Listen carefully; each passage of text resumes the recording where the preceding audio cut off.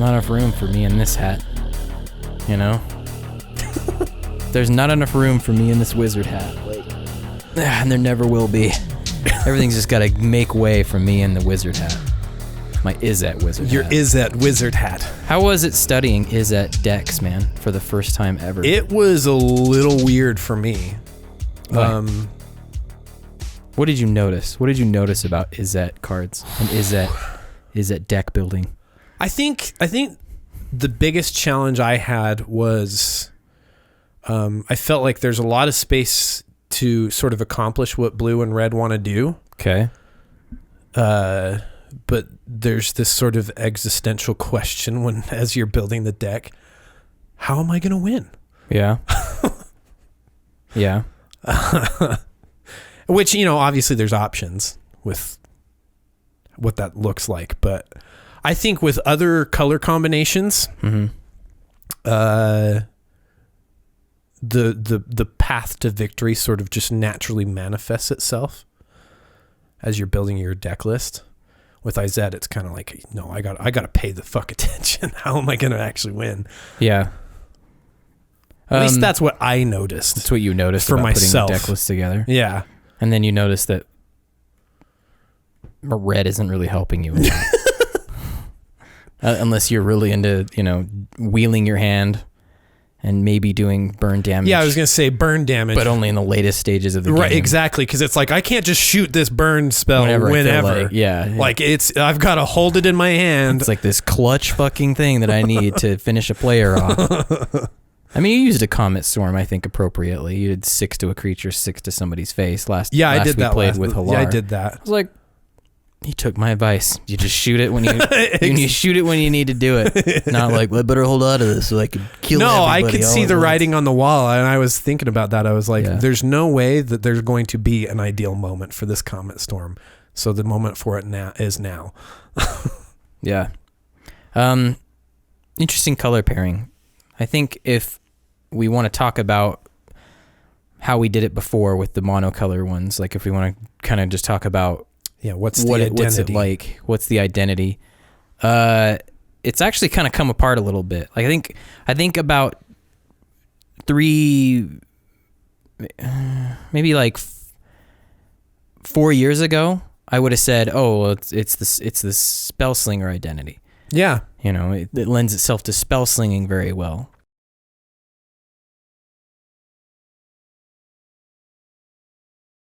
Yeah, but not in Commander. It didn't until Mizzet came out. Maybe Melik, but Melik was just everybody, like a very reaching attempt in trying to do it.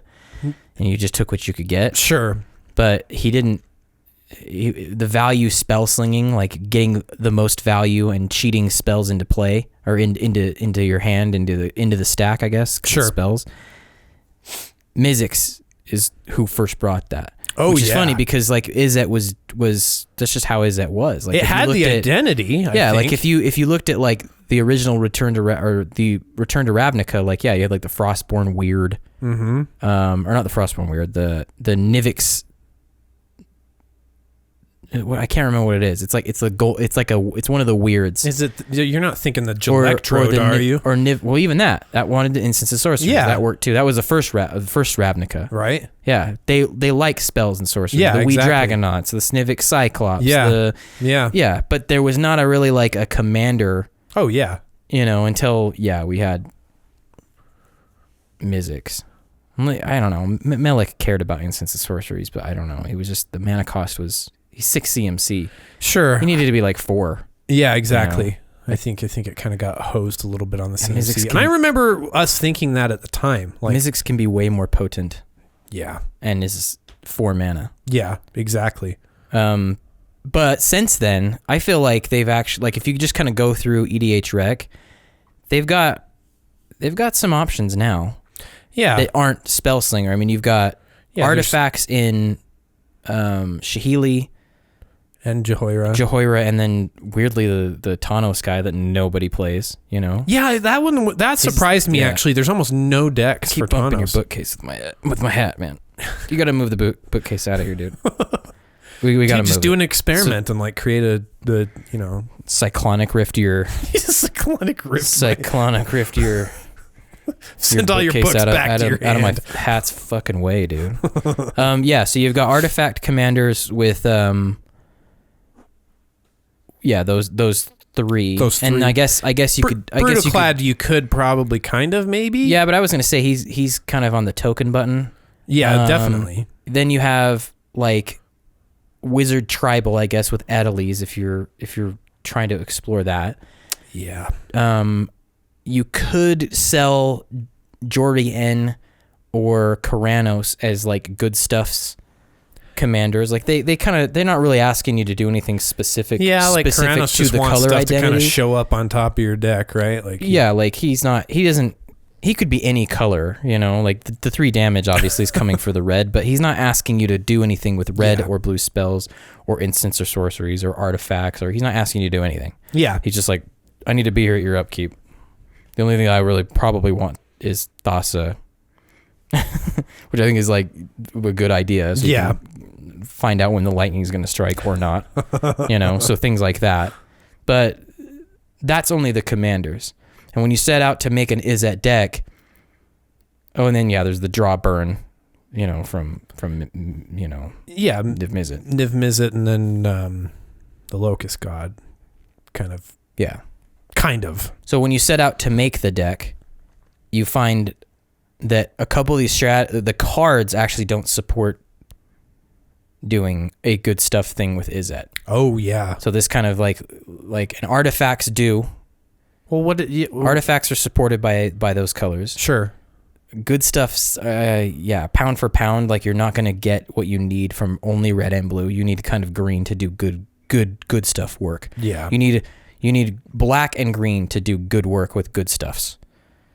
I could be wrong, but I think it's always going to fall short. Well, if I sat down with my Izzet good stuff list, and by good stuff we mean just cards that are good in the slot. Right. So they're just good, but they're not really following any kind of specific strategy. Yeah. Right. So if I sat down with my Izzet one, let's say I had Karanos, and then you had, God, who's a really emblematic good stuff's commander in 2 color. You tell me, man. I'm trying to think of somebody who they just lend themselves to good stuff pretty well.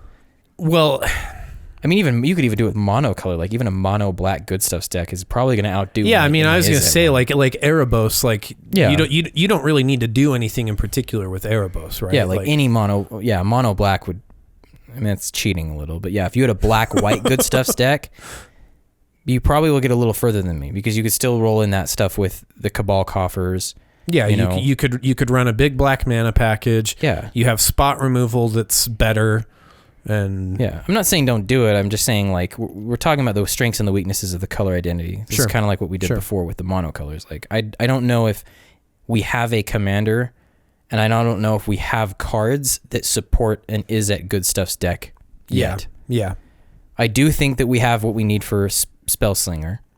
I do think we definitely have what we need for artifacts and tokens. I think Brutoclad solved that for us really quick. Oh yeah. And then really when you're trying to do like counter burn or draw pain or wheeling type effects, we have that too now twice. Yeah.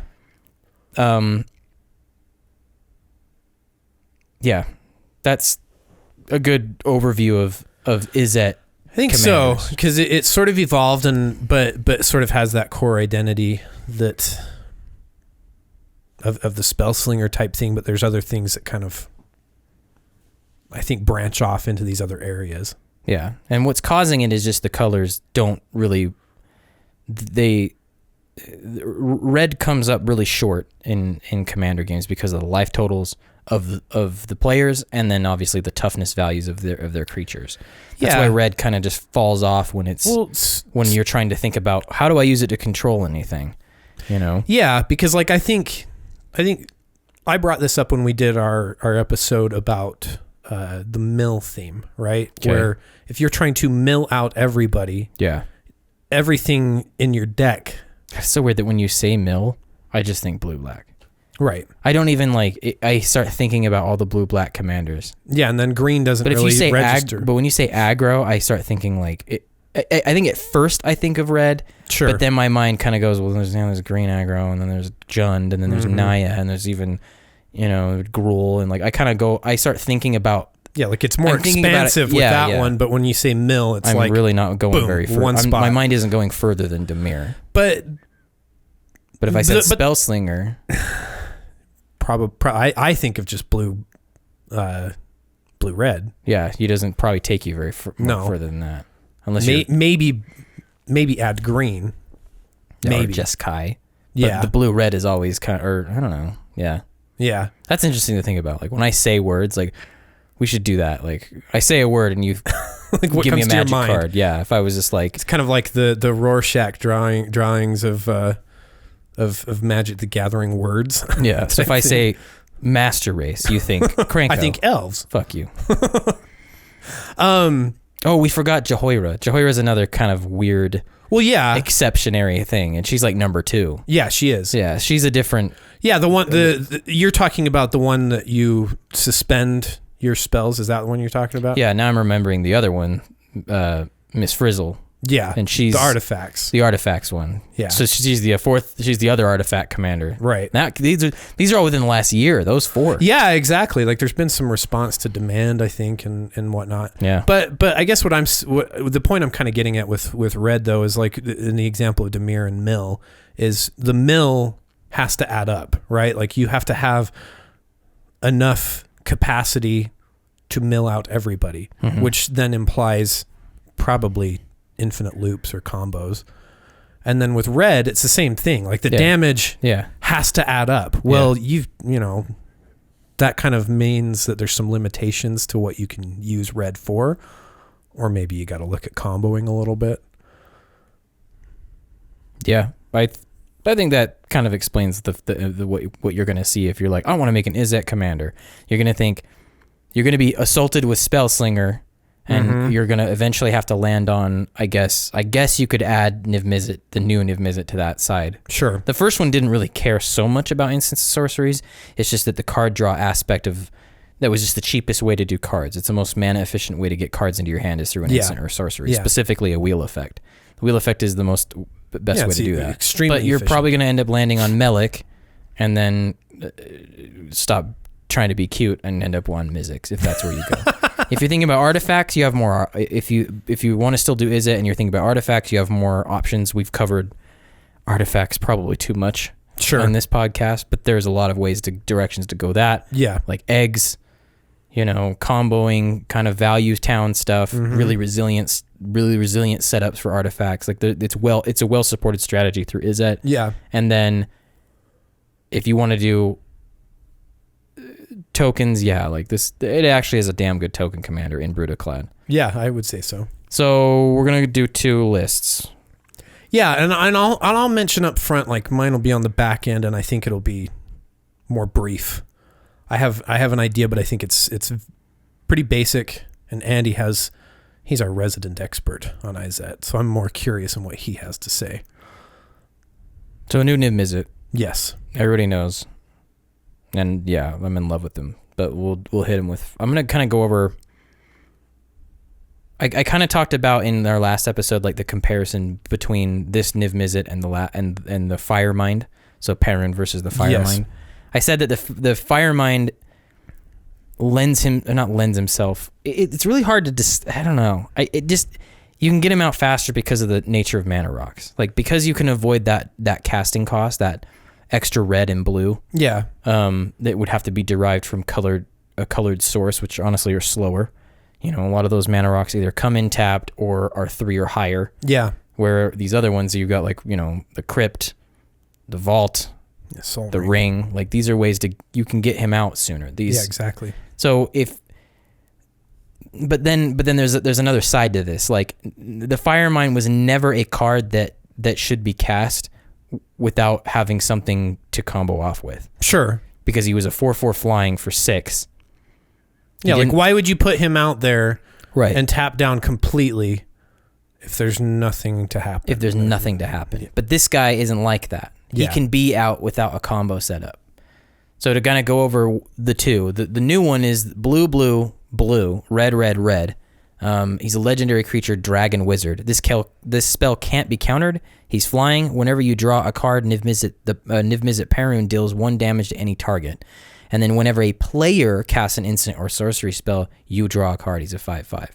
So even if he's out and you have no instants or sorceries to cast, if anyone else does, you're going to draw a card. Oh, yeah.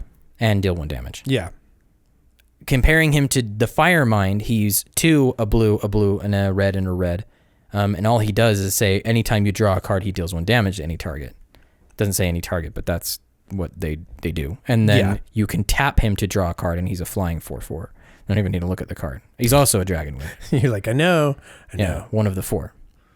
So, yeah, you kind of see what I'm saying here. Like by himself, he doesn't really actually do a lot. You end up casting him, and if you have nothing else to do, you pass the turn. Yeah. You start your turn, you ping somebody. Mm-hmm. You maybe resolve a spell or 2, or potentially pass your turn. You're on a draw-go kind of thing. Yeah, I mean, if you're casting instants. Yeah, and then you let him go. And then right before your turn begins, the next time, you tap him in the end step of your opponent that was before you, and then start the turn and draw another card. Where this guy, it's like, God, who only knows by the time you get around. Yeah, and it may make people think about casting their own instants and sorceries, right? Because, man, if I cast a couple of those on my turn, and I've got some utility creatures out. Yeah. So the original Firemind was very combo-centric because he had to be. Right. He just wasn't by himself as impressive as this one. But this one, it's going to be harder to get out. So he's not going to be out turn 6. Like, I wish I could have this guy out turn 6 more often than the last guy. So it's kind of a weird, sick joke. The Gilded Lotus feels like an absolute must for this guy, yeah, right? So the original Firemind didn't need to be out on turn 6 because he needed to be part of some combo that you've already set up, like some way to like loop him out or whatever. Sure. This guy, like, you do want him out on turn 6 probably because you can't get him out there consistently. I mean, you can, but it's going to be a little bit of a tough go, especially with that Temple of the False God. You're actually considering cutting from your list because what's it doing? Which I think is the last card me and you are like holding on to from like the EDH old world, right? We're just like, but there's some times where it's really cool. You know what I mean? True. Like, when it's your 5th land, but then everyone's like, just get rid of it. I think we let go of the bounce lands. We're like, these do suck. That actually is dog shit. Man, there's that 1 in a million chance when it's good. So the path I decided to go with him was, he's obviously going to be a combo deck. But I kind of backed off some of the bullshit levels of stuff. So one thing that will always come up when Niv-Mizzet is topic of conversation is curiosity. Okay. So to explain it, because he says whenever you draw a card, he'll deal 1 damage to any target. Well, with curiosity is a 1-mana enchantment that says whenever a creature deals damage, so not combat damage, to a player, you draw a card. So you've set up a loop. Yeah, just boop, boop, boop, boop, and boop, boop, boop, boop, boop, boop. It's not infinite because you can run out of cards. Finite number of cards in your deck. So you do have a finite amount of cards in your deck. Now, there's a ways to get around that, of course, where, What? There is, but really just by itself in a vacuum, those 2 cards, you have a way to kill at least maybe 2 players. Yeah. Maybe 2 players. For sure 1 and maybe a second, depending on where we're at in the game state. Right? Yeah. So that always comes up, and it's not exactly depending on your moral labyrinth, it kind of... Yeah, I mean, if you've got a 2-card combo, one of which is your commander... Yeah, the other way to do it was Ophidian Eye, functionally the same card, except for you add 2 mana, and you have the ability to flash it into play. So I liked that card more than Curiosity because of, in somebody's end step, I can just slam it on and then begin my turn. He's not a fan of transparency. I'm not a fan of transparency at all. The other one is the Tandem Lookout. So he is what is he? Is that one from like Avacyn Restored or whatever? Yeah, he's from Avacyn Restored. He has 2 in a blue. He has Soul Bond. You may pair this creature with another unpaired creature. When either enters the battlefield, they remain paired for as long as you control both of them. So he comes in, he marries Niv-Mizzet, and as long as Tandem Lookout is married to another creature, each of those creatures has, whenever this creature deals damage to an opponent, draw a card. So anything that has that effect deals damage but not combat damage, draws a card. Yeah. You see what I was saying here. Yeah, same That's thing. another one. The original one had one more, which was Mind Over Matter because of the tap effect. Oh, yeah. So that worked too. Okay. Albeit more mana intensive, of course, because Mind Over Matter is, 6 mana or something? Yeah. So I will say now that I did not include any of this in this Niv-Mizzet. Yeah, like it exists, let's acknowledge it. But but I did have ways to kind of set him off where we can kind of get through this. Yeah. Because I feel like you're just going to have to at some point. Well, yeah, I think so. You can't do like 1 damage. Like I said, I mean, it's like EDH takes an amazing red card, like Lightning Bolt, and makes it useless. Not useless, but it makes it seem like it's just a mosquito. Beneath mediocre. Yeah. So, or basic. It's like a very basic card in this, you know. Yeah. But I think this is emblematic of the Izzet problem, right? Yeah, I could not avoid this kind of play where I'm suddenly going whoop and drawing my entire library and slamming all that damage down. Right. Or I can just say, all right, what I'm going to do is I'm just going to resolve him, and I'm going to just, have really low to the ground counter magic, maybe like cards that remove artifacts with red or whatever, and I'm just going to ping my way to victory. And you already know, like, that ain't going to fucking happen. Yeah. It can't even happen even if you draw your entire library. Because I mean, I don't know, kind of making everything that we do sort of coalesce. What are you leveraging in that case? True. Yeah, referencing. Yeah, you can't leverage anything. Yeah, you can't, and so you're at the mercy of everyone because you're also in a Spellslinger deck, which means you're wide open. So yes, you're just like spreading your cheeks, asking. I can say this that this deck will not give you any political leverage. This is not the type of deck that you take to a game with the intent of having a conversation with anyone. Yeah. This is where you talk about my big red button is bigger than your big red button. Pretty much, yeah. Yeah, it's so now that I've kind of said that, like, don't feel bad about loading in the Curiosity, the Tandem Lookout, the Ophidian Eye, because I guarantee that even if you follow a lesser powered deck list that has those cards not included, it'll just find some other roundabout way to do it. Yeah. And if you're playing with the same group of people, you're training them into that situation. Yeah. And they're just going to rush you. So that's what happened the first time I figured Niv-Mizzet out. I didn't include these combos. I started playing, you remember. Yeah. And I started winning. Yeah. A lot. Even without having to do it. I never did it. I never did the whole like, I draw my library, you're dead. I never did that. Sure. But it got so annoying for you guys to take this much damage because I'll go into where it was coming from, but I just started getting rushed. So I'm like, well, fuck you. I'm just going to put at least one of these cards in. And I got rushed even more because I landed it once. So I'm like, okay, fuck you. I'm going to go up to all 3. And then, I just retired the deck. And it was an arms race thing. It was. So so be prepared for if you want to spend some time with my dragon, that's what it's going to look like. So one thing that seems universally true for no matter how you end up building Niv-Mizzet is that wheel effects are pound for pound the best thing to do. Yeah. For Niv-Mizzet. So in this case, they are an instant or sorcery for most of them. Yeah. And so there's the one for already. Yeah. So this guy actually makes them a little bit more. Yeah. There's an extra card that comes just from that. Yeah, he puts a little bit more cayenne on these cards. So like to give an idea about a card. So here's Windfall, 2 and a blue. Each player discards his or her hand, then draws cards equal to the greatest number of cards a player discarded this way. So it's a sorcery. So as soon as I shoot it, he sees it, gives me 1 extra card.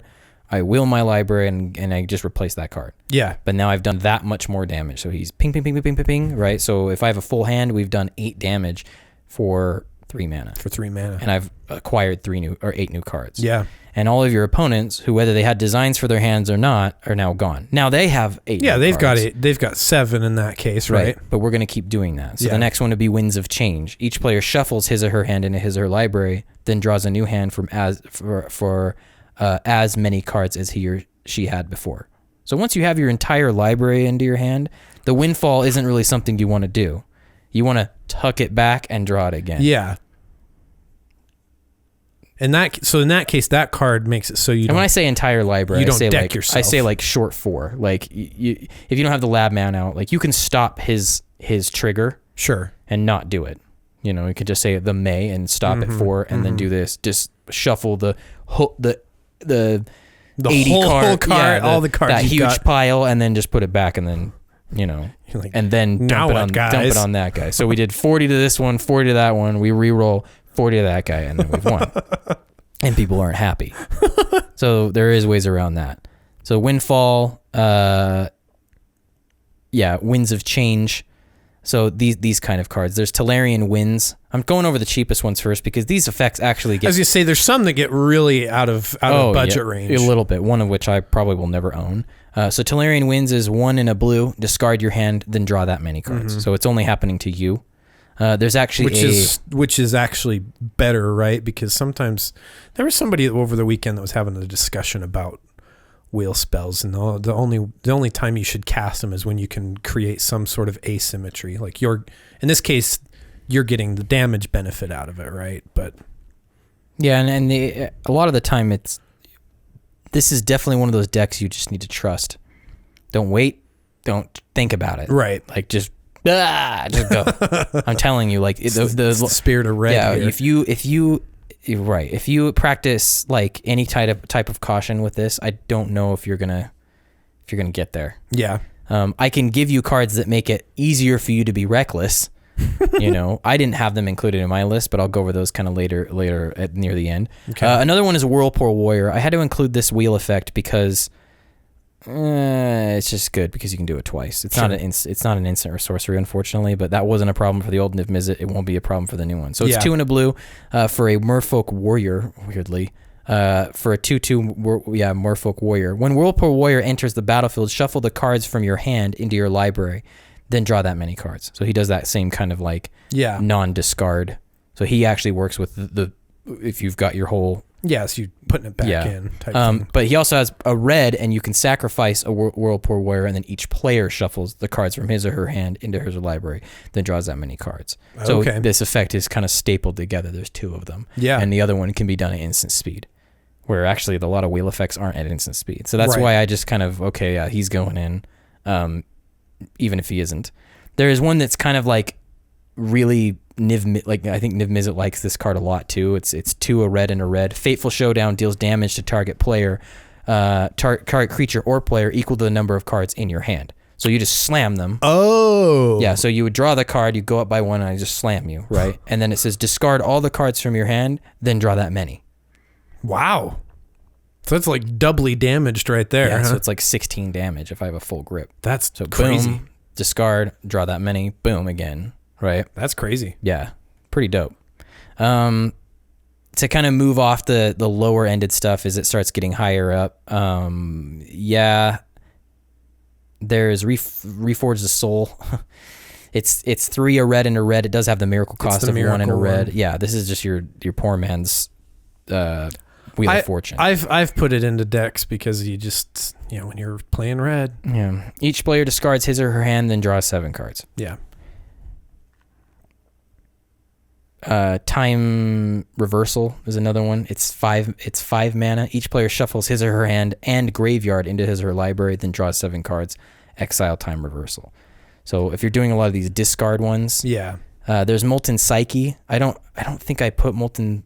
No, I did. Yeah, I've seen you use Molten Psyche. So this is the other one that it kind of triggers me because I'm always waiting to have enough artifacts to do it because it has like a Metalcraft clause. Yeah. It's 1 a red and a red. It says each player shuffles the cards from his or her hand into his or her library, then draws that many cards. Mm-hmm. So since this effect does the shuffle again, when you have all of your cards in your hand, this does it again, right? Oh, yeah. But I've always held on to this because I'm just that guy that wants to optimize my effects.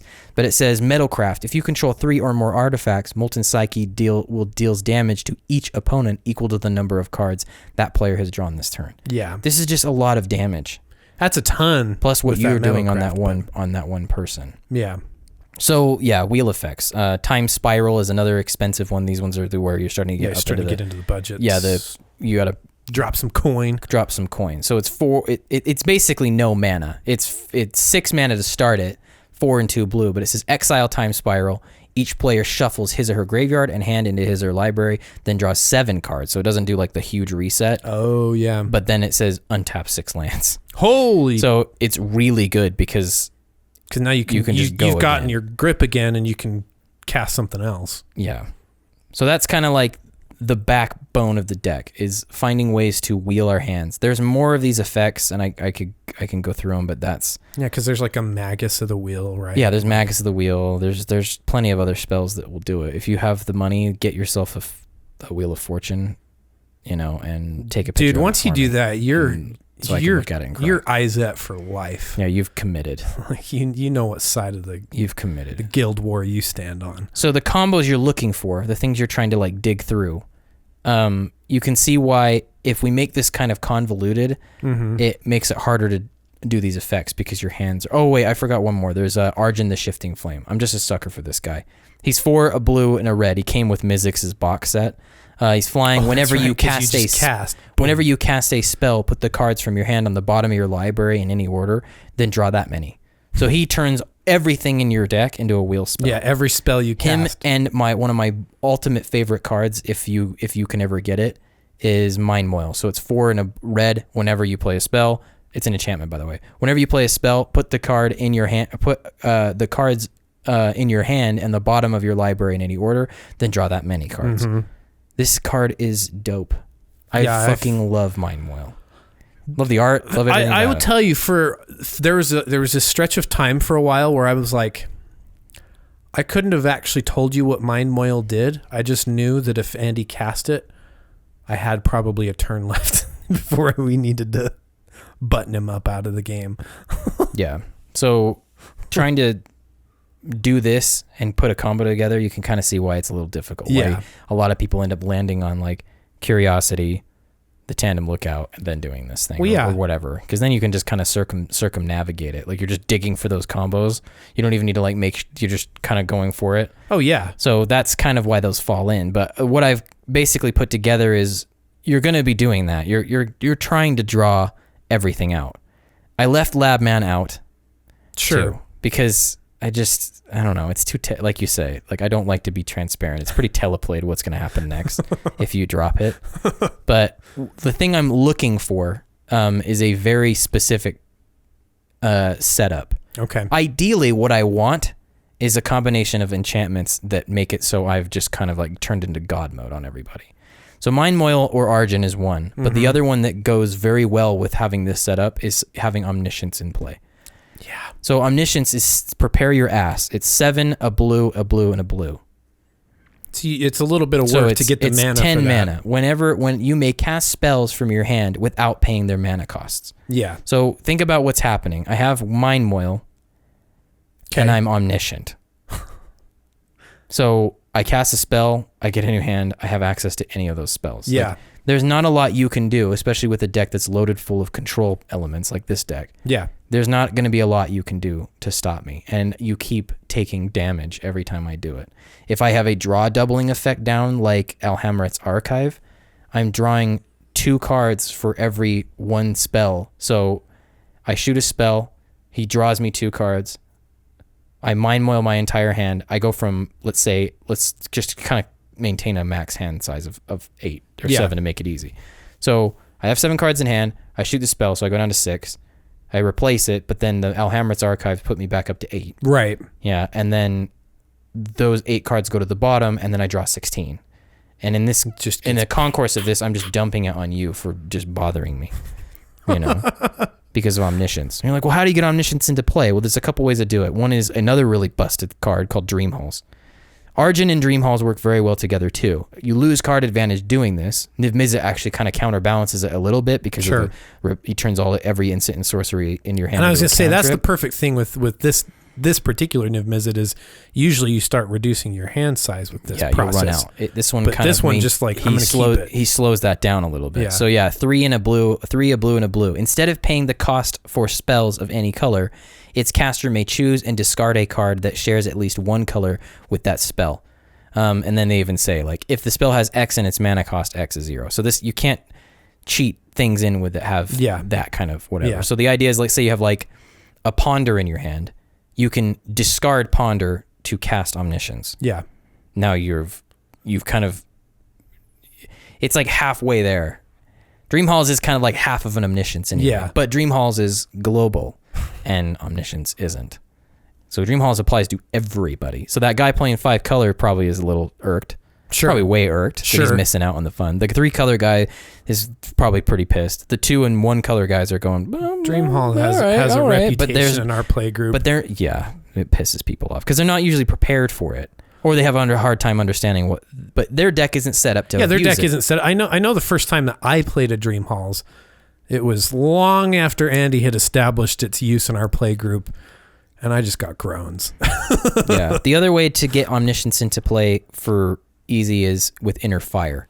So if you have all of your cards in your hand, or a lot of your library in your hand, because you're just swelling up with these extra draws or whatever, you can cast Inner Fire to add enough to your mana pool. So Inner Fire it's a sorcery, 3 and a red. Add red to your mana pool for each card in your hand. Okay. So if you've managed to do one of these like huge wheel effects, or if you've taken your entire library into your hand, and I keep saying entire, but most of your library into your hand, you can easily produce. It's just it's that 3 blue that's the tough part. Right. You got to hold up for that. Right. But this thing uses red to cast it, so we should land in the right place. Another card that would be really good to have when these cards when this has come online is Future Sight. So it's 2, a blue, and a blue. You may play with the top card. You play with the top card of your library revealed, but you may play the top card of your library.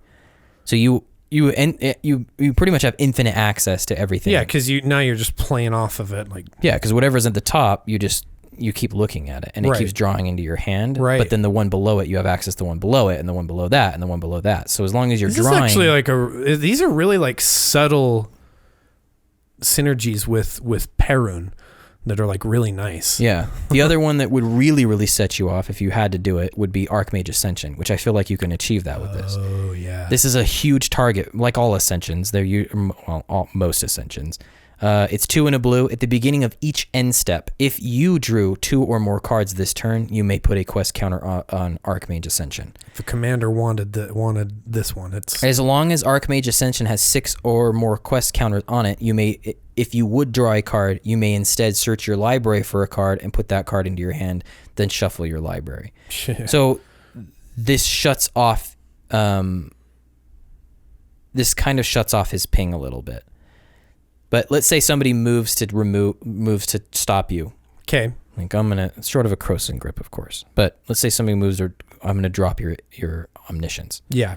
I cast a spell, an instant, just anything. Yeah. Niv-Mizzet sees it and wants to draw a card, but then you use Archmage's Ascension's trigger to go tutor and answer and counter it because you don't need to pay mana costs. Yeah. Omniscience. Boom. Yeah, you don't ping them in the process of this because... Sure. Yeah, well, you could, because I could use the ping to draw a card off the counter and not tutor another answer. I guess I could just keep going. I mean, I don't know. There's nothing stopping you from going and finding everything. And then once you're finally got all your counter magic and everybody's like getting exhausted... That's a point of being like, we better give up, guys. You just cast another wheel effect that folds your graveyard. So you just push it back into your So like Days Undoing is another really good one because it's 2 and a blue. This is like my budget, my budget times. No, what is it? Time Twister, I think, is the one that's really expensive, but it's hard to work around. It's 2 and a blue. Each player shuffles his or her hand and graveyard into his or her library, then draws 7 cards. If it's your turn to end the turn, so you just sever the turn. Oh, you're like, but you're omniscient, and most of your deck is at instant speed. So it's like. Doesn't matter when this is one of those decks that you could set it up where the game's not ending, but you've taken control of it. Like people can't get through, and you're slowly whittling them down with this situation. It's usually a scenario where people are like, "Let me see my next draw. If I've got an answer that maybe I can maybe disrupt you." Yeah. So I keep talking about having your entire library in your hand. How do you do that? Can't do it with windfall spells. Nope. Alhemrit's Archive will get you pretty close. You could do the, what is it, Thought. What's the one that lets you draw it? It's an enchant. I didn't put it in here because it's so mana intensive. It's the Thought Reflection. There we go. Okay. If you would draw a card, draw 2 cards. How do you get your whole entire hand in there? Because I've said, okay, we don't have Curiosity, we don't have Tandem Lookout, we don't have Ophidian Eye. Get ready for the convolution of how to get it without being a one-piece way to do it. So let's start with Sensei's Divining Top. Oh. So Sensei's Divining Top is a 1-mana artifact. Oh, and this is more expensive. This is the other thing. Is like I'm spending money to not be a cock. To go out of my way. Like, Curiosity's like less than $1. You know what I mean? Like, this is fucking, it just sucks. Let's replace that with the $17 artifact. Yeah, like, so Sensei's Divining Top is a 1-mana artifact. It says, look at the top 3 cards of your library. Everyone knows this card. You can pay 1, look at the top 3 cards of the library, put them back in any order. You can also pay 1, draw a card, then put Sensei's Divining Top on top of its owner's library. Mm-hmm. Prepare your ass for just like, are you serious? This is how you're going to do it? Mm-hmm. I'm like, probably not going to do it this way, but what else? This can be tutored with the Trinket Mage, and should be tutored with the Trinket Mage. Right. And that's why Trinket Mage is on my list. The second piece to this combo is Future Sight. So to remind, we just talked about 10 seconds ago, but to go over it again, it basically lets you look at the top card of your library, and you may play the top card of your library. Okay. Right? The last card is any combination of what you want to try to do, any one of these cards that reduces cost of artifacts by 1. By 1. So you could do Semblance Anvil. That would reduce it by 2. Is Jehoia's Familiar another one? Jehoia's Familiar is another one.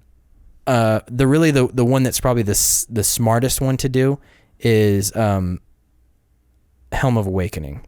Oh. Because it doesn't ask you to pick a card type. So the thing about Semblance Anvil is that it's 3 mana, and let's say you have an instant in your hand. Yeah. You could exile or imprint it on the Semblance Anvil, and from then on, all of your instants are reduced by 2. That's actually pretty fucking dope. Yeah. But then you will never be able to land this combo that I'm talking about. Okay. So Helm of Awakening, I'll just start with that one because it's the most generic and least convoluted. It's 2 mana for an artifact. All spells cost 1 generic less to play. So this is applicable to all your opponents. Right. But much like Dream Halls, your deck is better equipped to abuse it. Yeah. I mean, it helps all your instants of sorceries, which are already pretty low to the ground. Low to the ground. It's not ideal. Sure. But it doesn't. The hoop you have to jump through isn't that hard to jump through comparative to like, well, I need Semblance Anvil and I need another artifact to reduce the artifact spells by 1. Sure. Or Jehoia's Familiar, which doesn't really help the rest of the deck. Maybe a couple of the instances or legends, I guess, but that's another one that doesn't really work. Yeah. Yeah. So with Future Sight, the top, and this in play, when I tap and draw it, it ends up back on the top of my library. But its cost is now reduced by 1. Which makes it 0. So it's 0. I put it back in play. I tap and draw a card again, put it back. So I now have a way to, at sorcery speed, continually draw. Sure. And I'm not getting triggers off of, I'm getting triggers off Niv-Mizzet's draw. You know, so I tap, I draw a card, he pings, and then the top goes back on. I cast the top, I tap, I draw, he pings. So now we just draw it. Yeah, okay. And there's really not a huge mana. There's no mana being spent to do this. Okay. The other way is probably what a lot of people will land on already, which is the dramatic reversal Isochron Scepter thing. Okay. So it's 1 in a blue for an instant. Yeah. Untap all, you can untap all non-land permanents you control. So with this and a Soul Ring, or anything that at least produces you 2 mana, okay, and the Isochron Scepter, you can now cast a sorcery. Isochron Scepter is 2 and tap, right? Yeah, so it's 2 and tap, so you'll need something to untap with the dramatic reversal. So it's 2 and so let me go grab it. Isochron Scepter is 2 mana for an artifact. Imprint, so it's got the same language as the Semblance Anvil, weirdly. But it says, imprint, when Isochron Scepter enters the battlefield, you may exile an instant card with converted mana cost of 2 or less from your hand. So, you know, you're going to be exiling the dramatic reversal. Yeah. But then you can pay 2 and tap it, and you may so it says copy the exiled spell. If you do, you may cast that copy without paying its mana cost. So since you cast dramatic reversal, Niv-Mizzet's going to see it and ping and draw you a card. Yeah. But then all your shit's untapped. So if you just have a Soul Ring next to this, you can do this repeatedly until you have your entire grip again. And then you inner fire, drop the Omniscience, you know, and now you've gone Omniscient, and then drop the Mind Moil, and then start casting and re-rolling again. And you pretty much won at that point. Yeah, at that point you have. You don't have to win. You can be... It's up to you. Yeah, like, so in a couple episodes ago, I talked about, like, yeah, you can... This is like just being a sadist and dragging the game out. This would be a this deck could definitely give you that, where you've just become god of the table and you are an oppressive god, and people are just like, okay, can we just end? And you're like, no, I'm not. I'm not. I need to get off. I'm too busy jerking off with my stupid setup. But a lot of the time, you'll just be like, okay, I win. That's primarily the deck. Everything else in here is just like either reducing the cost of instants of sorceries. I would say you need to increase your counter. Like I usually try to include at least 3 and counter spells in every blue deck I make. It will probably have to come up for him. Sure. Once people start getting wise to your act, it's gonna have to come up. That's the case with this kind of stuff, right? Right, and keep the CMC is like all counter magic. You want to keep the CMC as low as you can to the ground. It's so tempting to take those ones that are like 4 CMC that give you some other benefit. Keeping it low is where to go. Yeah, you can also include like X spells in this, like that inner fire thing. Like once you draw your whole library, and let's say you didn't have any of that going on. Like you don't want to bother with the Omniscience, you could just blow a huge Jaya's Immolating Inferno or something. Interesting. Another thing to think about is anything that recurs instants or sorceries, because you are discarding them a lot. Problem is they end up usually one-time shot and they go into exile and you don't have the option to draw them again later. Right. Oh man, that's 1 and whatever. It's like, yeah, but when we're talking about the volume of draw, especially when you have like Mind Moil and Argent go online, like you're going to be drawing, you'll see that card again. Oh, yeah. More than likely you will. There's some support cards that I don't have on my list, but they could be pretty good. Giving him a Basilisk Collar would be pretty damn good, especially if you're in a very creature-heavy meta. That's one of my least favorite things to see when you would play Niv-Mizzet. It's just... Basilisk Collar. Yeah, they cast an instant, they lose a creature. You cast an instant, they lose a creature. And you're gaining life. So you can start gaining life this way. And Nothing better than an Izzet deck gaining life. Yeah, and it can be tutored by Mr. War of Invention.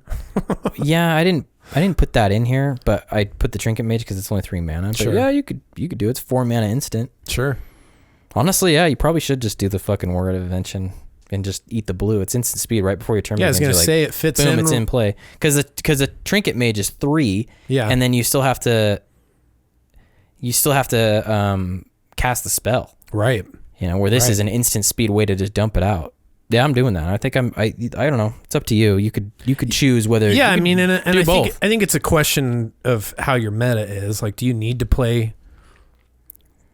I do. Do you need to play like Andy, where there is no transparency? Yeah, I do. Like, are you the KGB? Like, another one would be Repercussion. It's 1 in a red. Whenever a creature is dealt damage, Repercussion deals that much damage to each that creature's controller.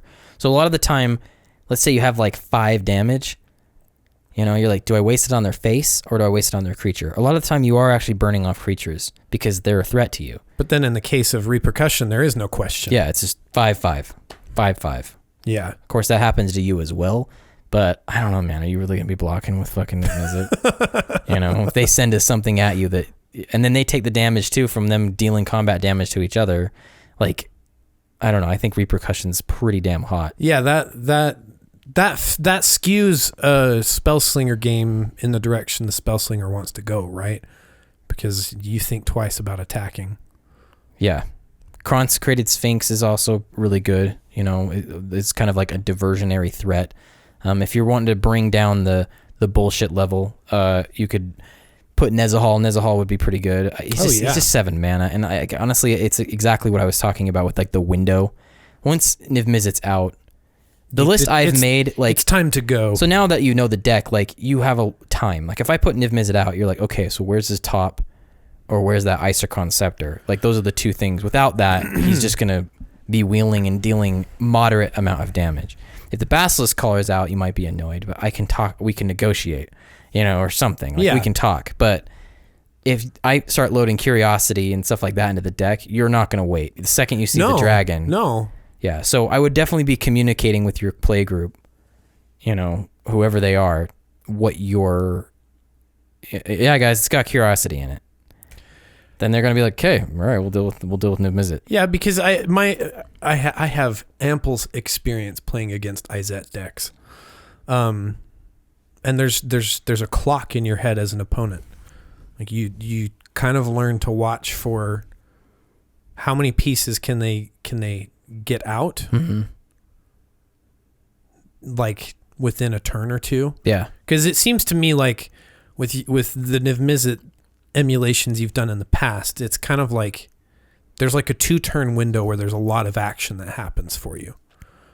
Like a lot of the setup that actually needs to be on the battlefield all kind of happens in that like 2-turn window, which means if they're a smart player, everything else they need is in their hand. Yeah, and that's like when the Mind Moil comes down. Right. I fucking love Mind Moil. I really do. And Arjun. Yeah. I thought about building like Arjun as a commander, like all out. Some other stuff that I would probably talk about is, you're definitely gonna have a lot of board wipes, I think. Ones that I think will be, it seemed like I was actually kind of taking note of how many creatures only had 3 toughness the last time we played. Oh, and yeah. there was a lot of games where I was going to pick off 6 or 7 kills with it. So Anger of the Gods, Sweltering Suns, and Slagstorm. Okay. He's 5/5, so he's not really going to die. Yeah, he'll be fine. He'll be fine. That's the other stuff that I would kind of go over. Okay. Thinking about doing that to try to keep people off. There is one last card that I think is funny with him. I don't know if it's... So since we're so desperate for colored mana, I'm really, really into Dragon's Horde. Dragon's Horde. Rather than doing the Darksteel Ingot, let's do a 3 mana. Whenever a dragon enters the battlefield under your control, put a gold counter on Dragon's Horde. You can tap it and add 1 mana of any color. So you can do that anywhere. But there's also that tap. Just remove a gold counter from Dragon's Horde and draw a card. Okay.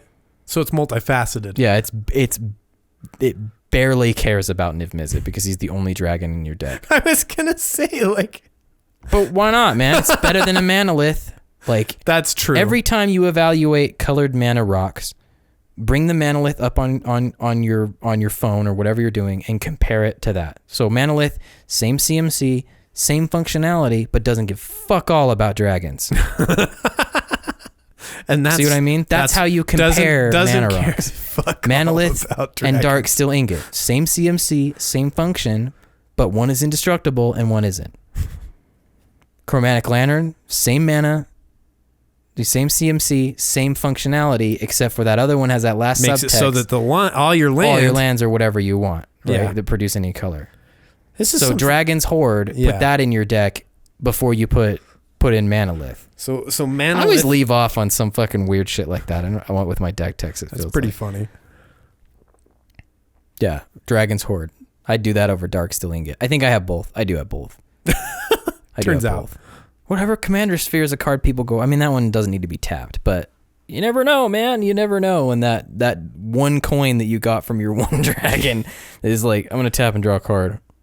And you're going to be like, sweet. I'm so glad I played this over Darksteel Ingot. You know? One card makes a difference. One card makes a difference. I top decked that Merciless Eviction. In Niv-Mizzet's case, totally 8, 9, 10 cards Tiff's like enchantment deck. Makes the difference. You had some Draco Idiot stuff for me, didn't you? Oh, Draco Idiot. So, yeah, I feel like, and maybe I'm just being sentimental, and I never played this commander, but there is a third Niv-Mizzet, the one that people kind of ignore, and that's the Draco Genius. I want to just kind of say that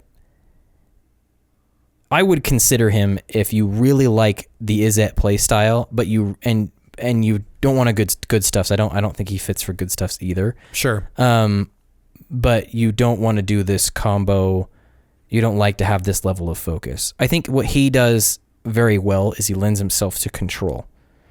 And he likes cards like, the Hypersonic Dragon. That's dope because now you have sorceries that you can end step on people. You know what I mean? Like he lends himself very, very well to control because you can hold up that mana and choose when to draw cards. Right. Now, this is wholly inefficient. Yeah, because it's not going to add up in terms of I'm going to do damage to everybody. It doesn't. Yeah, like if you do a wheel effect with him, because he just says whenever he deals damage, draw a card. Right. Like, yeah, he's never gonna get you there with wheel cards. Yeah. What you really want to do is just hold up mana. Oh, I didn't need to counter anything. I didn't need to remove anything. Cool. Draw. I'm gonna draw 3 or draw 2 or something, but then ping, or remove utility creatures, or give him death touch, and then the card they'll be really afraid of is the Basilisk Caller. For sure. Or I mean, you could do a pingers list with him. I think you could pull it off with pingers.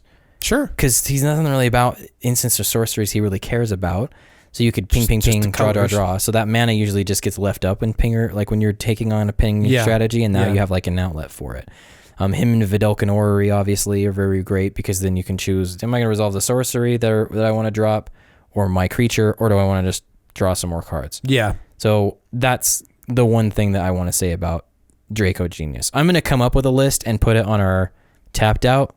I didn't have time to put one together. But you'll have it available. There is a way to actually go infinite with him too. Okay. Not infinite, but draw your library. I think it does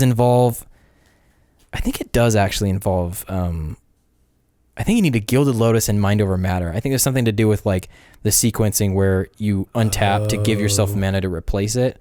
So you'd probably be like netting. But you're never really able to use that card. You have to keep discarding the next one because that's what Mind Over Matter says, right. Draw a card to untap it. Right. To keep doing the Lotus. I think that's pretty much, I'm pretty sure that's it. Okay. It's just Mind Over Matter, Gilded Lotus, and with him out. Okay. So you tap, add 3 to your pool.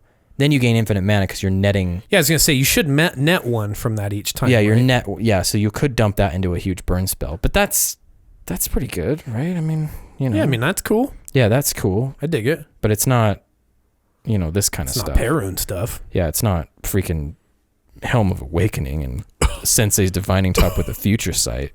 It's a little more pedestrian than that. But yeah, I'll post the list. I'm gonna do the Parun guy, but I don't know. I feel like he got kind of a bad shake. Yeah, like because they were comparing him to the last version, and they're like, yeah, the other one's just objectively better. Well, yeah, if you're trying to, but they want one's asking for something very specific. The other one's actually not. Yeah, he's not really. He just wants to be a control deck. Which, right. Yeah, okay, you're gonna come. Again, it's Izzet. Like you might come up short with your ability to control stuff because you don't have artifact and creature and enchantment. Yeah. Or you have artifact, but you don't have enchantment and creature interaction. Well, I mean, you have Reality Shift, which is one fucking stupid card. And Pongify. I don't know. Rapid Hybridization. I don't know. I think the Draco Genius is a control deck. I think it's a control deck where you're looking to try to control people and ping them down. And he's a 5/5. Like he's got a bigger body than the original, the Firemind. This one now has the 5/5 too.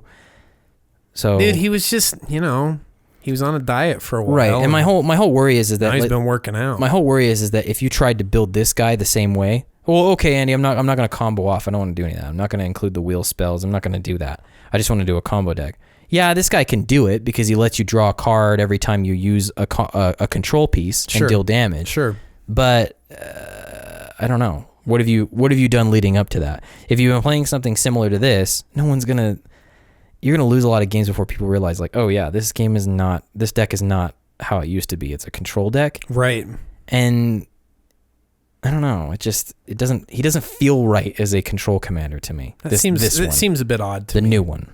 With what's so here's the thing to me about that is whenever I see people try to take a commander that has a reputation and do something different from their reputation, they invariably get frustrated on the way because everybody treats them like they're going to do what that commander's reputation does. Yeah. Right? Niv-Mizzet has a reputation. If you're playing at the comic or the game shop, the game store, and you sit down with this guy, yeah, they're going to expect the Obsidian or Ophidian Eye Curiosity. They're going to expect that. So maybe you should just put him in the fucking deck. Yeah, it would be like, I don't know. It's like, I think you and I at one point we were kind of talking about, well, we should do like Narset artifacts, dude. Narset equipment. But Narset has a reputation. Mm-hmm. And so I can do that, but she's going to get treated like she's her busted ass self is what's going to end up happening. All right, dude. Okay, who did you land on when I said, dude, you should make an Izzet deck for our Izzet episode? Yeah, so I've got the Beachbod twins, dude. Who? The Beachbod twins. The Beachbod twins. Will and Rowan Kenrith. Before I get into them, though, I will mention, so I kind of posed the question on Twitter, like saying that, we're starting our series. We're talking Izzet this week. One of our listeners was like, hey, it would be kind of cool if you maybe looked at Adeliz. And I started to look at Adeliz, and I was kind of like, I don't think I can do anything with this. You weren't able to figure it out, huh? Yeah, I mean, I think a lot of Magic the Gathering experience is based off of, like your local play group and what your experience is there. Right? Okay. Yeah. I think it's the environment you're playing in. It's like Adeliz may work in some places, but it's just a little weird. It's 1 in blue-red for a 2/2 human wizard. Okay. It has flying and haste, and whenever you cast an instance or sorcery spell, wizards you control get +1/+1 until end of turn. Like, seems like there may be something you can work with there. Like, get some more wizard bodies out on the battlefield. You want to cast instance and sorcery, so now all of a sudden you can be a little bit aggro-y with your deck. Yeah, but I think eventually that's going to land on Dramatic Reversal and Isochron Scepter, so you could get her infinitely big. Yeah. And swing in. Exactly. Or not even just her, but her and all the wizards. All the wizards, any wizards that you have out there. Is that the deck for Delver of Secrets? Just kidding. There is no deck for Delver of Secrets in this format. Wait, is it an insect wizard? Does it maintain its wizardness? So the other one, it doesn't maintain its wizardness, but the other one in Eldritch Horror or whatever, or not Eldritch Horror, Eldritch Moon, yeah. Eldritch Moon. It produces wizard tokens. Well, yeah, that would yeah. You're talking about the Docent of Perfection. Yeah, the Docent of Perfection. Yeah, you'd be all over that for so if you're doing that like that, those two cards go together. But I don't know. What I kind of came to is the problem with wizards is that most of them are utility creatures, right? Yes. I mean, this isn't a conversation that's new to people, but it's a challenging deck to build around, I think, because you don't really want to put your wizards in the... Yeah. You're not going to attack with Azami. You're not going to attack with Arcanus. I have a well-documented love and need for wizards to be included in my identity. But I can say that a lot of minus the one combo, very convoluted and expensive way to combo off with Unala, you can summarize all wizard tribal decks in EDH currently as looking for Azami. Yeah. You're just digging for Azami, Lady of Scrolls, and then you can just make Azami. Yeah, so what I ended up kind of finding, like I did explore this a bit, I was kind of like, man, this deck is going to be really hungry for cards. So I was like, I need to draw cards. And I was like, well, my commander doesn't really help with that. And so I ended up putting Zada in it and putting all these spells from a Zada deck build into this deck. And I was like, well, now it's just a secret Zada deck. And like the Strive thing. And yeah. Yeah. And so anyways, Adeliz is interesting, but I think if you're playing Izzet, you're already making your life kind of hard. A non-green. So why make it even harder? Non-green, non-black deck. So Will and Rowan Kenrith is where I landed, and that's the Beachbod twins. Yeah, this is the Beachbod twins, and this is. Where is the Beachbod coming from? Do they have Beachbods? Yeah, they're like fully clothed. They're fucking. I don't see Will's 6-pack. He doesn't look like the kind of guy that has a 6-pack. They've got they got tans and their blonde hair. Okay, I get it. You know what that actually makes me think of a little bit for some reason is there's this episode... Cersei and Jaime Lannister. There is that, but more specifically, like, I don't know why this comes to my head. It's just, like, so off. But there's this episode of Avatar Last Airbender. It's just a throwaway episode where it's beach day. And there's characters that kind of like... Is that the one with Ung in it? Yes, the one with Ung. What's the other one? Kiora is the other one? Kiora? God damn you, Andy. All right, Will and Rowan Kenrith. So this is the Planeswalker twins that can be your commanders. Did you have a story to tell, or are you just like, fuck it, I'm done? I'm not even talking about it. I'm not going to dignify this shit anymore. Every time I bring up Last Airbender, you say and it drives me crazy. It does drive me crazy. Yeah, I'm getting off that story. Okay. Okay, so Will Kenrith, 4 and 2 blue. Planeswalker, comes in with 4 loyalty. He has an up 2 ability, which says until your next turn, up to 2 target creatures each have base power and toughness of 0/3 and lose all abilities. Has a down 2 ability.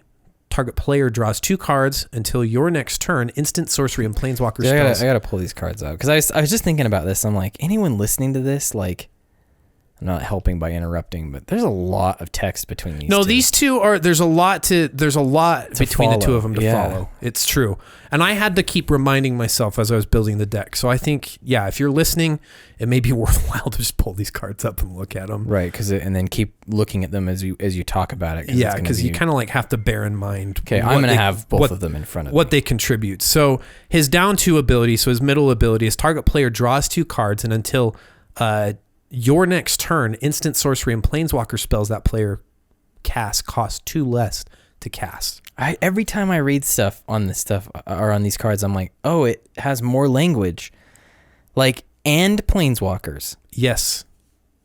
So he can reduce the cost of his sister. Yeah. So I'll get to that in a second. I don't know why I miss stuff like this. Yeah. So I'll get to that in a second. Oh, because I hate planeswalkers. That's what. Okay. All right. Sorry. Continue. So target, and then his ultimate, which is -8.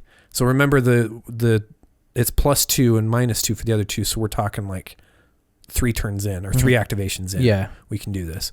Target player gets an emblem with whenever you cast an instant or sorcery spell, copy it. You may choose new targets for the copy.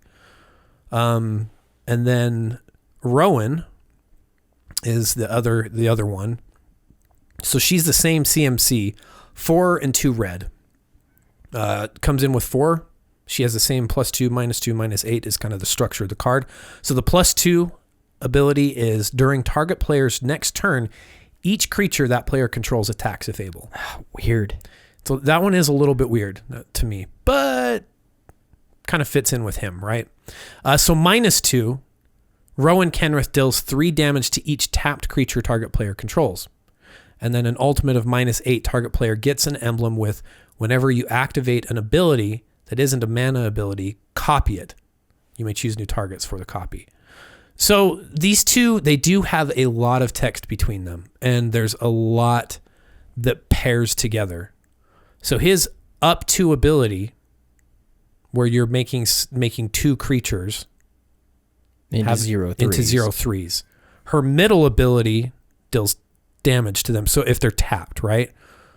Yeah. Then his middle ability interacts with her. Right. To get her out sooner. Yeah, so the big thing that we're trying to do is every time we're playing this deck, we're trying to race out Will Kenrith first. So we get him out. Unless you see a lot of tapped creatures that are 3. Not exactly. Yeah. Like doing it. Circumstances may make it so that it's juicy to get her out and do that. But it's only target player. Yeah. Not all tapped creatures. It's your opponent's control. So if somebody's playing Cranko and they've already gone into the red line, they're getting out of control, which is quite likely by the time you have 6 probably mana. Forget the sequence. Yeah. I mean, really, what are you going to say? What are you going to do with that 2 mana in the same turn anyway? Sure. Sure. Well, maybe. My Mind Stone. Go. But remember, you're reducing the cost of your instants and sorceries as well. So true. So really what we're trying to do is we're trying to get Will Kenrith out. We do his up ability, kind of make it so that it's a little less possible for people to get to him. Mm-hmm. Pick your biggest threats. And then the next turn, we do his down ability, his middle ability, which reduces her cost. So now it costs 4 mana to get her out. God, the fucking sequence twins, man. Yeah, they really are sequence twins. Yeah. And then we can cast other spells as we need to. I would recommend keeping mana up with the build that I've done here. But really what I've constructed in my deck list is I want to race her to her ultimate. Oh yeah. That's what I want to do. Cuz like right away you're like, "Well, I want that thing that twin spells."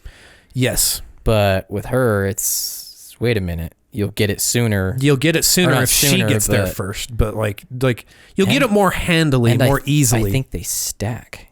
You might want to just keep racing hers. Yes. To get another one. You may as well. Get right? Another emblem. Double. Yeah. Yeah. I think you're right. So typically when we review Planeswalkers, we usually set aside their ultimates and we're just kind of like, I'm not planning to get it. Because usually, as I like to put it, it's a happy accident when you get a Planeswalker's ultimate. So Bob Ross hooked you up with that infinite. Yeah, exactly. That's a happy little tree here, you know, like it because it usually is. Whenever I've pulled them off, I think if the two that I've been like most amazed with is the Liliana that makes it so your swamps tap and add 4 black. Yeah, I've pulled that ultimate off, and everybody was like, "We've made a huge mistake." And the other one was, I've done this I think a few times, was Venser, where whenever you cast a spell, you can exile target's permanent. That was a long time ago. It was a long time ago. And you were playing Brago, and you really had control over a lot of... It's true, but those things are happy accidents, right? Like, people know better than to allow those emblems to occur. Yeah. With these two, we need them to get off. Because it's the whole game plan. I mean, like your end game is reliant, or kind of relying on having these abilities. And so I think Andy kind of alluded to this a little bit, but let's kind of be very explicit here. Okay. I'm going to be explicit with you, Andy. So if we get Rowan Kenrith's emblem, which says whenever you activate an ability that isn't a mana ability, copy it. Now, Planeswalkers, these are activated abilities, right? So now, when we activate Will Kenrith, instead of picking 2 creatures that become a 0/3, we're now getting 4 creatures that become 0/3s when we activate that ability, right? So I think there's a couple routes that people go, a few routes that people go with these two as commanders. One is you can kind of do an Izzet Super Friends type of thing, where you're plugging in because they benefit a lot of from her ultimate. Yeah. So if you race out her ultimate, now all of a sudden all these Planeswalkers are getting activated and getting double activations essentially. The other thing is people are kind of comboing. I think the combo, I think you end up maybe having to sort of storm a little bit with that if you're doing it with these two, and I'm not particularly interested in doing that. I think that's kind of a yawn fest, at least for me. Mm-hmm. So I kind of went the route of the first and foremost thing that I'm going to do with this deck is I'm going to protect them at all costs. Right. So I have a very high density of counter spells in this deck. How high? I think I went to like 7 or 8 counter spells. Pretty high. Yeah, I think there's been lists where... Why do you feel counter spells are protecting them? Like what? Well, are you seriously going to counter creatures? I think potentially that, but I think the first line of defense is going to be spot removal and board wipes. Counter spells, I'm just saying that's there. We're in the colors. If people happen to have that, what is it? Terminate that has the Hero's Downfall. Yeah, Hero's Downfall that hits its Dreadbore, I think. Oh yeah, Dreadbore is sorcery. It's not a really but I get what you mean. But like they're there. Something that could target them. A beast within. Exactly. Yeah. We want to make sure that there's stuff like that if they do get targeted, we're not letting it happen. Okay. Oddly, I've only seen Merciless Eviction used once on Planeswalkers, I think. But we were desperate. That does happen. It can desperate. happen. Yeah. Oddly, I think it was on Liliana. It was Liliana. And you're like, I can't believe I'm doing this. And he's like, you guys, everybody owes me for doing this. So I'm like, what are you going to do? I'm going to do a Merciless Eviction. There was one Planeswalker in play. Out. Like, we owe you, dude. You deserve it. So, like I said, there's a high density of board wipes that I've put into this deck. And so you mentioned several, like Anger of the Gods, Slag Storm. I put in Blasphemous Act. Yeah. Chain Reaction, I think, is a really good one. Yeah. Oh, yeah. To use. So that one's 2 and 2 red. Ooh, I forgot about Chain Reaction. Chain Reaction deals X damage to each creature, where X is the number of creatures on the battlefield. And you can sort of use this one a little bit opportunistically because it's as is common with Commander, you'll have creatures that are quite large. Well, Well, and they get eaten by his up 1. Right. Like even really, really big creatures die to these spells. Well, yeah, and that's what I'm saying. You set the biggest creatures to 0/3s with will, cook them off. Then you cook them off with a chain reaction or something like that. So it works together quite nicely. You can also just kind of hold up your mana and use instant speed stuff like Ether Spouts. 3 and 2 blue for each attacking creature its owner puts it on top or bottom of his or her library. So they're either going to be drawing those creatures again for a bit. Yeah. That really puts them far back. Yeah, Ether Spouts will put them way far back. Etherize, things like that. And so I like Evacuation, return all creatures to their owner's hands. My commanders are planeswalkers, so I don't care. They're not being affected. Yeah, like cards like this have a great value in this deck. And so I don't know, like I don't need to get too deeply in that, but basically like it's things that I think we wouldn't really normally mention or highlight when we're doing a deck tech. I just want to emphasize they're definitely here. Isn't there a spell that turns them all into density, like frogs? Oh, there's like turn. That? Well, keep going. I'll try to find it. Yeah, look that up for me. Okay. But yeah, the point being that like I want to like the things that make a EDH deck functional. Okay. Ramp, removal, board wipes, card draw. That's just the deck is just full. See, it's an instant speed spell, but the problem is that you wouldn't be able to do Rowan's response, her down 2. But yeah, it's called Polymorphous Jess. It's 1 and 2 blue. Until end of turn, each creature target player controls loses all abilities. Oh. And becomes a blue frog with base power and toughness of 1/1. So it's worth mentioning that like I think a really good pick to go with this would be Teferi, right? I mean, obviously you're probably going to get his ultimate after theirs, but you may be able to position yourself to where you can activate their abilities at instant speed and do that. Sure. But I mean, like it's a good. But you're not planning on that, like because you could do that player. Oh yeah, and then durability in their card. Yeah, exactly. You know, exactly. So, anyways, I have kind of like the balance of this deck is weird, right?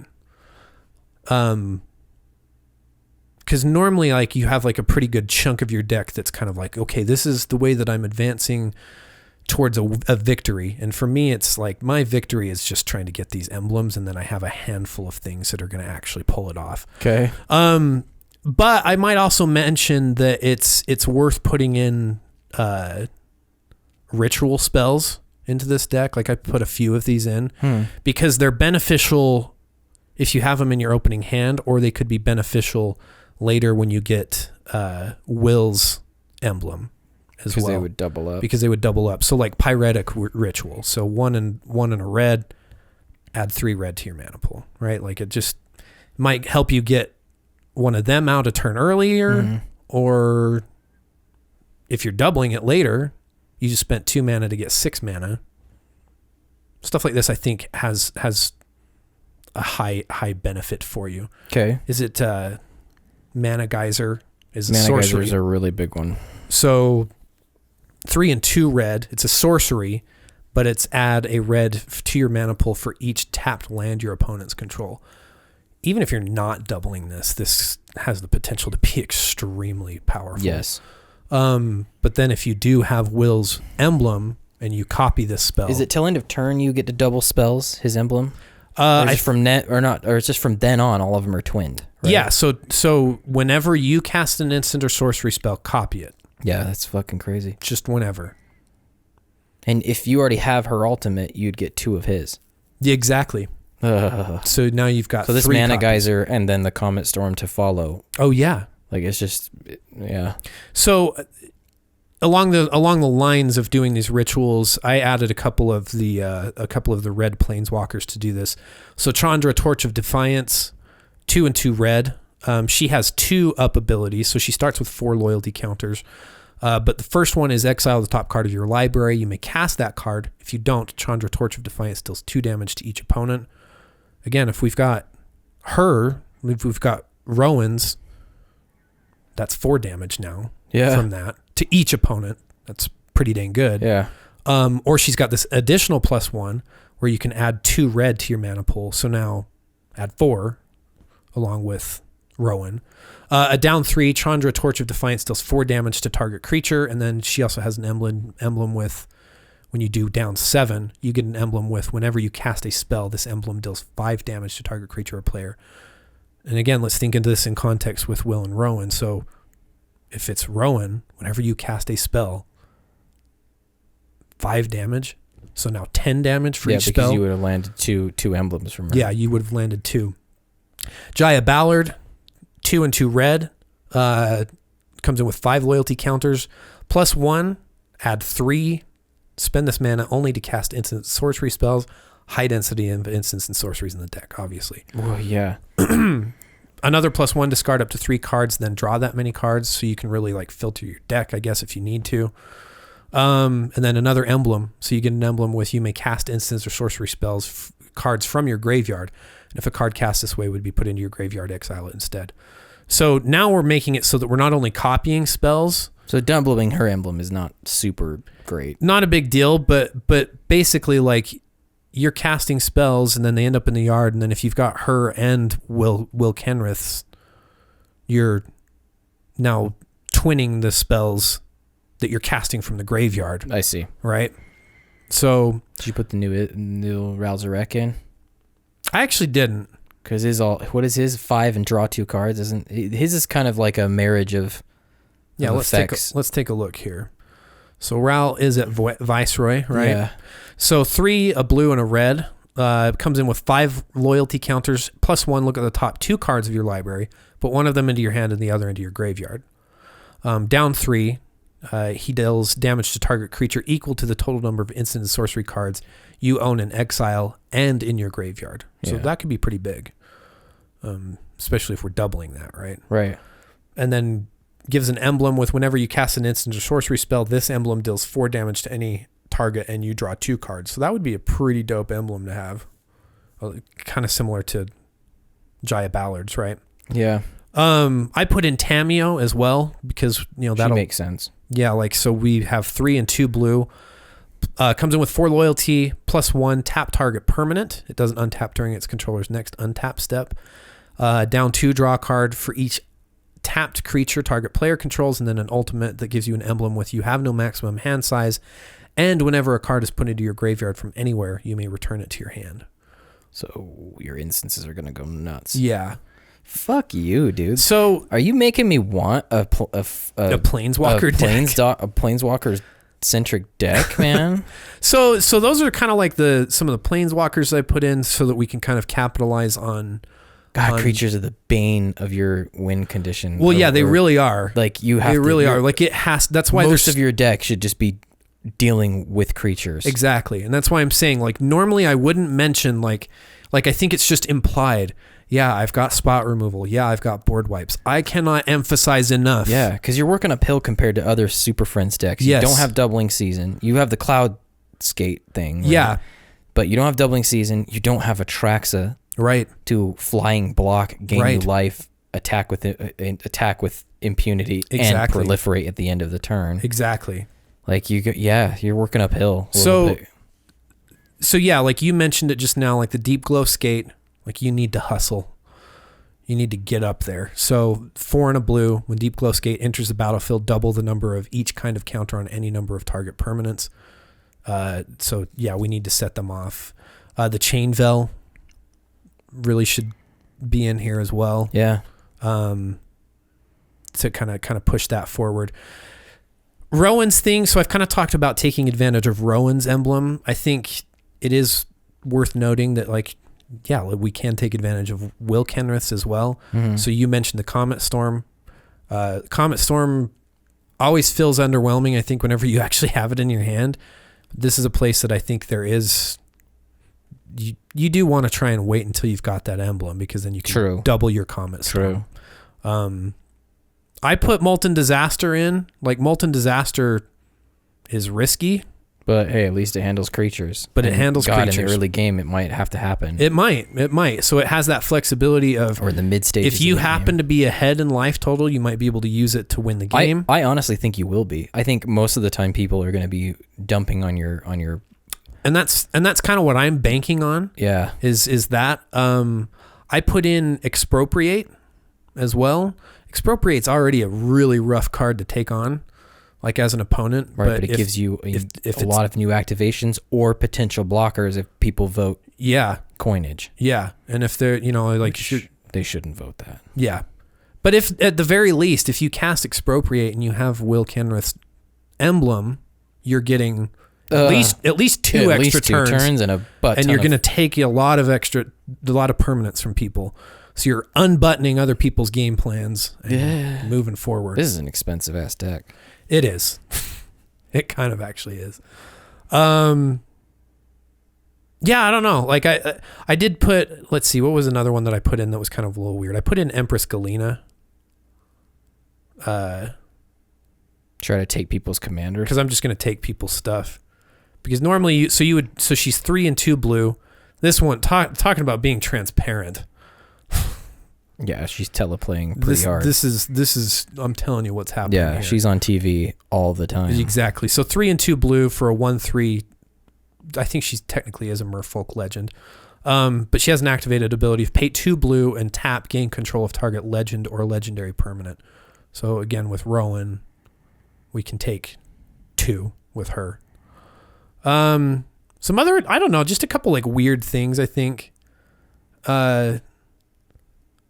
This is just a ramp spell that's pretty standard in decks, but I kind of find it amusing that because it's an activated, you can double it. So Burnished Heart.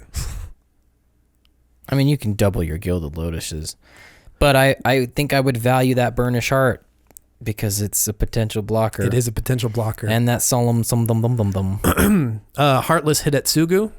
Oh, you fuck. You would. What is up with you in that card, man? So if anybody that has an even... somebody who doesn't play red, you pick one of the reddest goddamn cards in the whole game. If everybody that has an even life total will die to a Heartless Hidetsugu you activation. Included. Yourself included. Yeah. I just because we're here, like I did toss in Gutter Snipe and Talrand. You're going to be casting a lot. How many instants of sorceries do you have? I'm running 27 instants. Holy fuck, dude. And 9 sorceries. Whoa. Let's compare, dude. Let's pull the measuring tape out and measure our instant and sorcery members really quick. You have how many instances? 27. 18. I'm like... How many sorceries? 9. 16. Okay. Get fucked. Yeah, I don't know, dude. You just, I figured like I've got to have at least a few things that give some bodies. So I did Talrand and then I also did Kazul. Yeah, that makes sense. To sort of... Oh, yeah, Kazul's... Wait, if they attack a Planeswalker, do they have to pay the 3?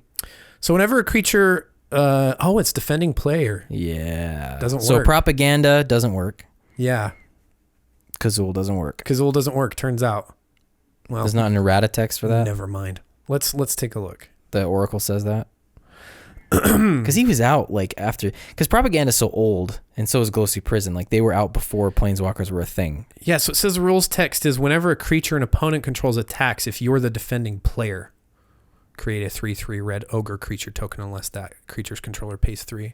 I think... Okay, anyway, continue with your deck. Let me look into that one. Yeah, I don't know if there's some Oracle text because they made that one in Zendikar, and they were all about them and Planeswalkers. Yeah, it's true. That's true. That was like the big thing with the Gatewatch or whatever, right? Yeah, honestly though, that's mostly the deck. I did add a few things to proliferate. Which? Like Inexorable Tide is the big one that I think is important here. So 3 and 2 blue, whenever you cast, it's an enchantment. Whenever you cast a spell, proliferate. And then I didn't put in the Contagion Engine, but I did put in the Contagion Clasp. Yeah, you are the defending player, so it works. Oh, so it does work. Okay. Yeah. So Kazul is a valid call me a noob, but yeah, this question was asked in April 2nd of I've 2000. been questioning myself because we don't run with Planeswalkers. Yeah.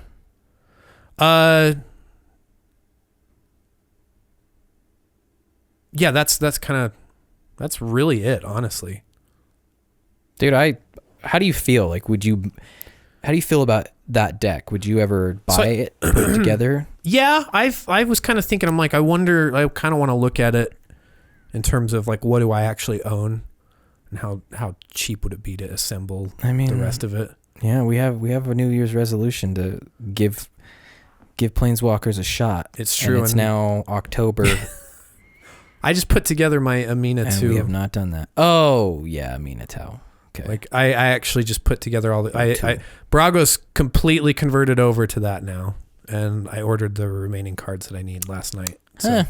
So that's there. Will and Rowan Kenrith. Is that happening Friday? I goldfished this deck out quite a bit just to kind of see like, okay, what does it end up looking like? And I mean, I think it has the problem that any Izzet deck will have. People can come after you. None at all. Has no problems. Exactly. Yeah, so that's Izzet. I would say, just because of the commander landscape, don't, like, if you're one of those guys that like doesn't want to have multiples of the same color identity, this probably is one that you're pretty safe to try more than one of. Well, yeah, because I think what you just described was a combo deck. Yeah, like some of the cards might be functionally the same. What I just described was a control deck. Yeah, we have crossover. Like I'm sure there's some cards that I have that are in your list. Yeah, and vice versa. But the way that they play out will be different, wholly different. Yeah, they will play different, and I'm thinking that's pretty true. Yeah, when we talk about Golgari, you'll kind of notice that. These guys are kind of the same. They're kind of going for the same thing. It's true. They overlap. It's true. A little bit. And I think that's why we kind of questioned Izonia a little bit, right? Because it was sort of like, well, when it comes to Golgari and what you're doing, like, eventually the colors want you to go this one direction, and this commander doesn't. Call me a dick, facilitate but Izoni's like, this releases Inala. Like, people just making excuses for her. It's not that bad. I don't know. I'm not that put off by that black-green activation. And then other people are like, this totally turns me off. I'm moving on. Yeah. It's not that bad. Like, quit trying to sell somebody else's product. It's not, there's better cards. Like, it's true. Like, not everything they make is meant to be amazing, I guess. Like, yeah, that's fine. It doesn't all have to be. I don't know where she's amazing. Yeah. With her command, like her CMC. Like, I don't know what format that one's for. Sure. Sure. But we already have better options. She would be pretty okay if they just removed the activation cost for her. Yeah, that cost for the activation. Ability. But hey, I'm an Izzet wizard. What the fuck do I know, right?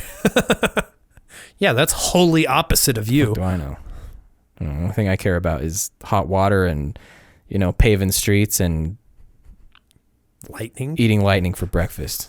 Eating lightning and shitting thunder. That's what I care about. Give me those lightning O's, yo. Lightning O's.